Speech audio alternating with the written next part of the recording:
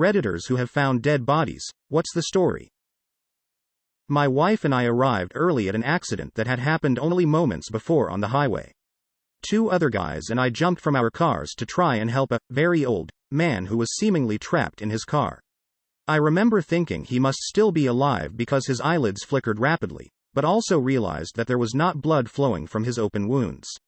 When the medics arrived, they just quickly glanced at him and assured me that he was definitely dead already and I would not need to bother anymore. The only things haunting me afterwards were the smell of burning coolant oozing from the car and his crystal blue eyes. As I found out later, he was a local farmer who came from his field, drove onto the highway from there and just turned into oncoming traffic.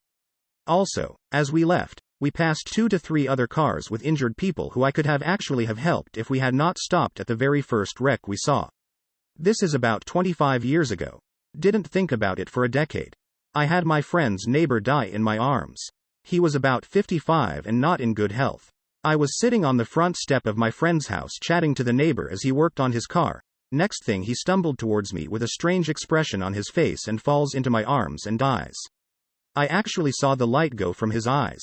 Tried CPR and rang an ambulance which arrived in minutes, but it turned out he'd had a massive heart attack. When I was 11, my best friend was run over by a garbage truck. I rounded the corner right after it happened and was the first to see his crushed head under the rear wheel. Edit. Thanks for the kind words, everybody. It was pretty surreal. I didn't know who it was at first. It took about 10 minutes for everyone to realize Joey was missing, and then it struck who was under the truck. The investigation said that the backup beeper on the truck wasn't working, so Joey never knew what was coming. They NGED the rules where I live, and to this day there's always 2 people on the trucks now to make sure it doesn't happen again. Witnessed a bad car accident Christmas morning about 20 years ago. A van carrying a family crashed on 95 in Florida and apparently nobody was wearing seatbelts. Their bodies were all over the road, about 5 or 6 people. My first wife passed away in the bed next to me during the night due to an aneurysm. I reached over to touch her and she felt cold. It was almost shocking to feel good cold she felt. She wasn't moving like she would, and it took me a moment in my waking up to realize what was going on. Then the screaming and trying to do CPR, and the calling the police, and my children crying. That's about all I remember from that day. The screaming and crying. Walked out to my girlfriend's living room and her 81-year-old grandpa was slumped over. By the look on his face I knew he was dead. 911 dispatch still wanted me to try chest compressions even though he had rigor mortis. The sound he made when his body hit the ground after being pulled out of his chair will stay with me until I die. Unfortunately, I've done this twice. Both times while at work, and under similar circumstances. I used to work as a harbor master for a smallish private shipyard. Mostly pleasure vessels, with a few being live aboards, but a few small commercial fishing vessels as well.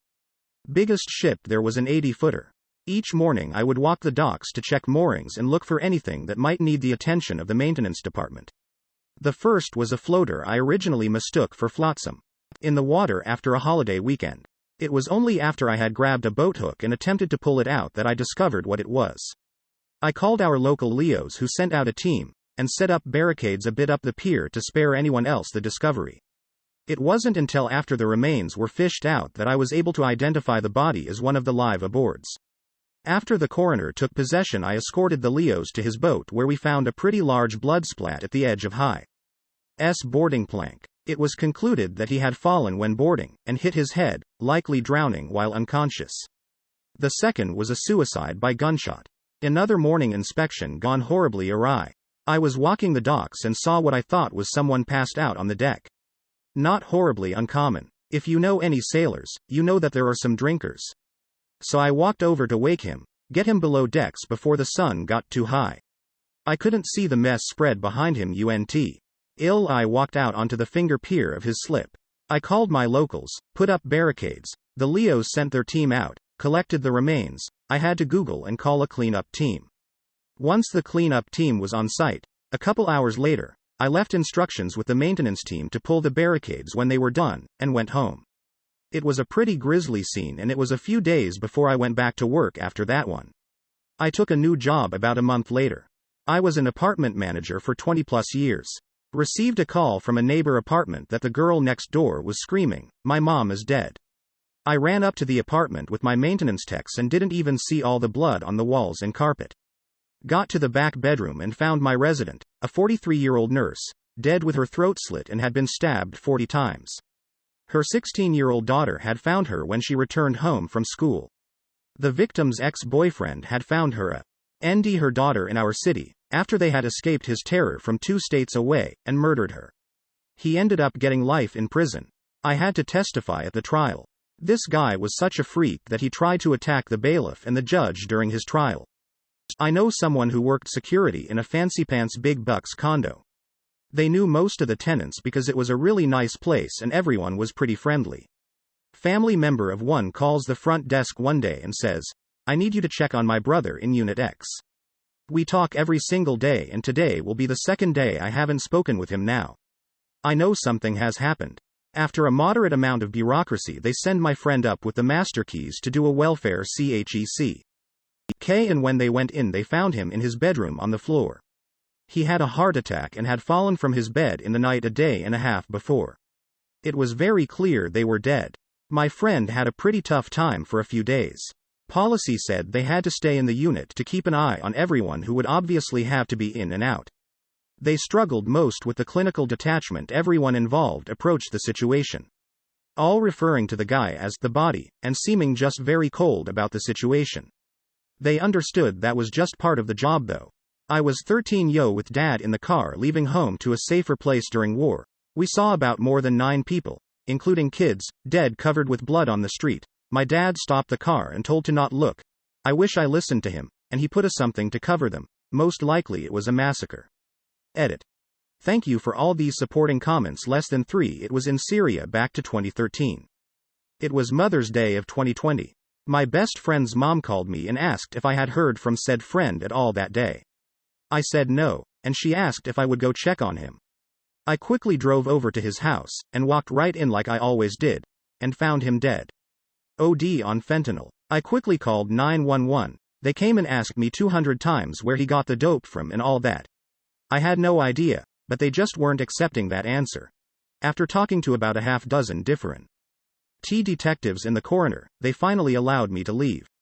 Telling his mother, on Mother's Day, that her son was dead was the absolute hardest thing I've ever done in my life. She lives several states away, so I had to tell her over the phone. Crushed me. That was her 2 son to die of an OD. My brother was a teenager when he found our dad. He was working outside in the heat and had a massive heart attack. The saddest thing in my life at that point, other than my dad dying, was my barely a teenager brother telling me he had closed our dad's eyes. I was about 4 and I was playing in my sandbox. Then I walked further into the yard and found my uncle who hung himself on our balcony. I thought he was trying to play hide and seek until he wouldn't move when I told him I found him and grabbed his foot. This was 15 years ago or so. Sitting in the parking lot of a Chuck E. Cheese in Bradenton, FL. Waiting for my husband at the time to get out of Publix with Band-Aids for the blisters my shoes made.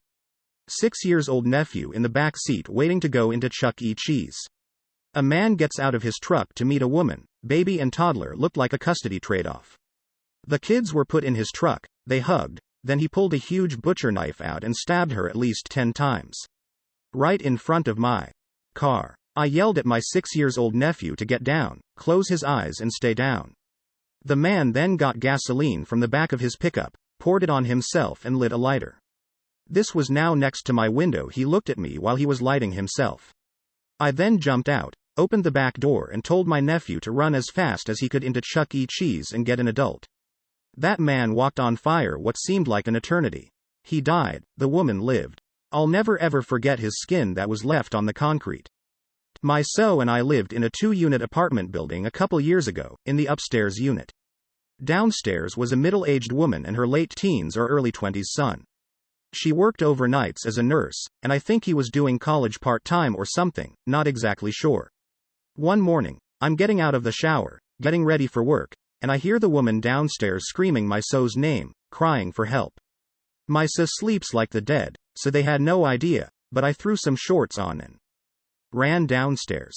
The neighbor's son was face down in the middle of their hallway. I helped her flip him over so she could try mouth to mouth, but he was cold to the touch. I remember being startled by how heavily his head hit the ground when we flipped him. I called 911 while she did chest compressions and sobbed, but it was all way too late. Apparently he'd had an asthma attack and collapsed in the middle of the night. He'd been dead for hours by the time his mother got home from work and found him. Edit. Spelling. Deleted. Not me but my cousin.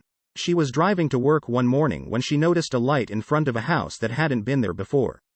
But there was something wrong with it. It didn't look like a normal light, it was shining up. She pulled over and looked closer, and could make out the shape of an SUV that had hit a tree and ended up with the nose up the trunk of the tree and front tires off the ground.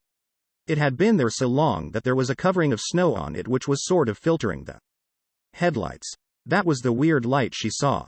She went over and brushed snow off the driver's window, and the driver was dead in his seat. I don't think he died in the crash. I think he crashed because he had died while driving, but I'm not sure. She didn't mention any blood, she only said how blue he was. As a teen I was standing with a mate in his front garden when we heard screaming brakes. A car skidded past his house, there was an almighty bang and a guy gets thrown about 20 feet in the air. It was St. Paddy's Day and two lads were heading for last orders at the pub. One had stepped off the curb without looking properly. The other tried to grab him but couldn't get a grip on his leather jacket and he walked straight in front of the car, which had just been driving along perfectly acceptably. And across and the lad, who was barely more than 20, was breathing his last in the road. He died at the scene. I was only about 17 at the time and I'll never forget it. I've also been present at the death of a guy in the next hospital bed. A man killed at 160 miles per hour in the TT motorcycle races. My stepdad, heart attack. Brother, brain tumor, and biological dad, aneurysm. Way more death than I've ever wanted to see in my lifetime. I was driving to the store to pick up beer for a hockey game get-together or something and saw a homeless guy riding his tricycle with a bunch of SFUFF on the front of it down a very busy highway-type road. He was riding against the traffic. On my way back there was one ambulance there as he had just been hit by a vehicle and they were in the process of putting him in a body bag. I don't remember if the person who hit him stopped or not. A fucking motorcycle at 180 kilometers per hour embested into my primary school's door. I was 8 years old, playing out on the street with my friend. My street was on a four-way crossroads, and we were playing right in the middle. My friend hears a noise coming from down one of the roads. I remember looking down and spotting a shoeless foot poking out from behind a wall at the end of the road. We both walked down to investigate and found one man, the owner of the foot, laying on the floor convulsing, lips blue, and another man nearby completely still. My friend and I immediately ran home and told our parents. Her mum didn't believe her for whatever reason, but my mum has seen some shit in her life and basically told us to wait in the house while she ran down the street, calling an ambulance at the same time. At that point I didn't actually see what had happened in the aftermath, but my mum was straight with me and basically told me it looked like they'd been dragged out of a nearby house after overdosing on heroin. Foot guy apparently survived but the other guy was already dead when we found him. Sounds pretty disturbing, but I definitely wasn't overly affected by it at such a young age.